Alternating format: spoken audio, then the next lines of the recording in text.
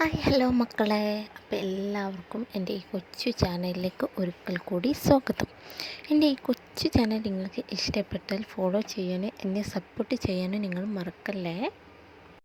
ഇന്ന് നമ്മുടെ സാന്ത്വന വീട്ടിൽ എന്തൊക്കെ വിശേഷങ്ങളാണ് നടന്നത് എന്ന് നമുക്ക് കാണാം. സാന്ത്വനം വീടിൻ്റെ അടിത്തറയാണ് ഇപ്പോൾ തമ്പി ഇളക്കിയിരിക്കുന്നത്. എന്തിനും പോകുന്ന രണ്ട് അനിയന്മാർ ബാലനുണ്ട് എന്നത് അപ്പോൾ തമ്പി ഓർത്തില്ല. അങ്ങനെയുണ്ടെങ്കിൽ അപ്പവും കുഞ്ഞും ആ വീട്ടിനുള്ളതിനാൽ തന്നെ കൊല്ലാനുള്ള ധൈര്യം അവർക്കുണ്ടാവില്ല എന്നും തമ്പിക്കറിയാം. അതുകൊണ്ടാണല്ലോ അത്ര ധൈര്യത്തിൽ കടയ്ക്ക് തീയിട്ടത്. തമ്പിയുടെ ഊഹം തെറ്റിയില്ല.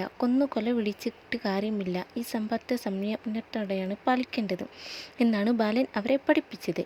അതുകൊണ്ട് സംഭവിച്ചതെല്ലാം മറക്കാനുള്ള ശ്രമത്തിലാണ് വീട്ടിൽ എല്ലാവരും. ഒന്നും വേണ്ടിയില്ലായിരുന്നു തമ്പി സാറേ, കാണിച്ചത് അവിവേകമായി പോയി എന്നൊക്കെ മഹേന്ദ്രൻ വന്ന് പറയുന്നത് വരെയായിരുന്നു കഴിഞ്ഞ ദിവസത്തെ സാന്ത്വന എപ്പിസോഡ്. ഇനി അൻവർ വെറുതെ ഇരിക്കില്ല. സകല ബന്ധങ്ങളും വേണ്ട എന്ന് പറഞ്ഞ് അപ്പു പോയ സ്ഥിതിക്ക് ഇനി 4-ൽ 1 പോയാലും സാരമില്ല, കൊന്നിട്ട് തന്നെ കാര്യം എന്ന് അൻവർ ചിന്തിച്ചാലോ?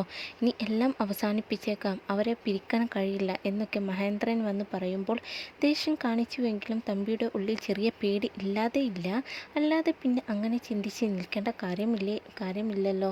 ദേവി അടുക്കളയിൽ എന്തോ തിരക്കിലായിരുന്നപ്പോഴാണ് കണ്ണൻ്റെ കോൾ വരുന്നത്. ഒറ്റ ദിവസം അവിടെ നിന്നും മാറി നിൽക്കുമ്പോഴേക്കും എന്നെ മറന്നോ എന്ന് ചോദിച്ചുകൊണ്ടായിരുന്നു കണ്ണൻ്റെ കോൾ വിളി. ഇവിടെ സംഭവിച്ചതൊന്നും ദേവി കണ്ണനോട് പറഞ്ഞില്ല. നീ പോയ വിഷമത്തിലായിരുന്നു എന്ന് മാത്രം പറഞ്ഞു. ബാലേട്ടനെ വിളിച്ചിട്ട് കിട്ടുന്നില്ല, ഒന്ന് ഫോൺ കൊടുക്കാമോ എന്ന് കണ്ണൻ ചോദിച്ചപ്പോഴാണ് ദേവി ബാലനെ തിരയുന്നത്. അവിടെയൊന്നും കാണാതായപ്പോൾ ശിവനെ ചെന്ന് വിളിച്ചു. ഇതെല്ലാത്തിനും കാരണം തൻ്റെ എടുത്തുചാട്ടമാണെന്ന കുറ്റബോധത്തിൽ ഇരിക്കുകയായിരുന്നു അപ്പോഴും ശിവൻ. അങ്ങനെ ചിന്തിക്കേണ്ട, സംഭവിക്കാനുള്ളത് സംഭവിച്ചു. ഇനി ഇതിൽ നിന്നും പുറത്തു കടക്കണം. ആദ്യം നിങ്ങളുടെ ഹോട്ടൽ ശരിയായാൽ കുടുംബത്തിന് ഇപ്പോഴത്തെ അവസ്ഥയിൽ ആശ്വാസമാവും എന്ന് അഞ്ജു പറയുന്നുണ്ട്. അത് ശരിയാണ്, പക്ഷേ ഇപ്പോൾ കൃഷ്ണാസ് ജോസ് വീണ്ടെടുക്കുക എന്നത് പ്രാധാന്യം. അതിന് വല്യേട്ടനോടൊപ്പം തന്നെ നിൽക്കണം എന്ന് ശിവൻ പറഞ്ഞു. അപ്പോഴാണ് ദേവി വന്ന് വിളിക്കുന്നത്. വല്യേട്ടൻ എങ്ങോട്ട് പോയി എന്നറിയില്ല എന്ന് പറഞ്ഞ് വെപ്രാളപ്പെട്ടപ്പോൾ എങ്ങോട്ടും പോയിട്ടുണ്ടാവില്ല, കടയിലുണ്ടാവും എന്ന് ശിവൻ ആശ്വസിപ്പിച്ചു. ശരിയാണ്, ബാലൻ എങ്ങോട്ടും പോയിട്ടില്ല, കടയിൽ പോയിരുന്നു. അത് ഈ വിധം കഷ്ടപ്പെട്ട് പടുത്തുയർത്തിയതിനെക്കുറിച്ച് തന്നെ പറഞ്ഞുകൊണ്ടേയിരിക്കുകയായിരുന്നു.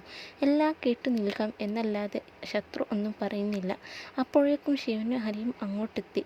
പരസ്പരം നമ്മളിതിനെ മറികടക്കും എന്ന് 3 പേരും പറയുന്നുണ്ട്. ഒരുവിധം ആശ്വസിപ്പിച്ച് വീട്ടിലെത്തി. വീട്ടിൽ അഞ്ജുവും അപ്പവും ദേവിയും ഒക്കെ അമ്മയുടെ മുറിയിലാണ്. ലക്ഷ്മിയമ്മ നഷ്ടപ്പെട്ട ധൈര്യം എല്ലാം വീണ്ടെടുത്തു. സംഭവിച്ചത് എന്തോ അതിനെ അംഗീകരിച്ച് അവരെ ഉപദേശിക്കുകയാണ്. അപ്പോഴാണ് ബാലനും ഹരിയും ശിവനും അങ്ങോട്ട് വരുന്നത്. സംഭവിക്കാനുള്ളത് സംഭവിച്ചു, അതിനെ അംഗീകരിച്ച് മുന്നോട്ട് പോവുക. നിങ്ങൾ 3 പേരും ഒറ്റക്കെട്ടായി നിന്നാൽ ഇനിയും എല്ലാം നേടാനാവും. എല്ലാം ഒരു ദുസ്വപ്നം പോലെ ആയിരുന്നു.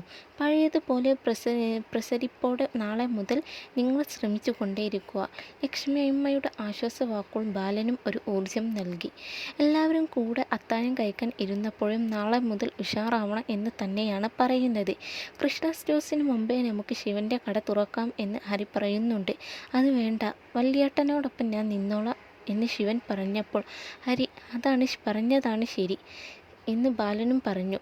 പക്ഷെ അപ്പോഴും എല്ലാവർക്കും സംഭവിച്ചതിൻ്റെ നടുക്കം വിട്ടുപോയിരുന്നില്ല.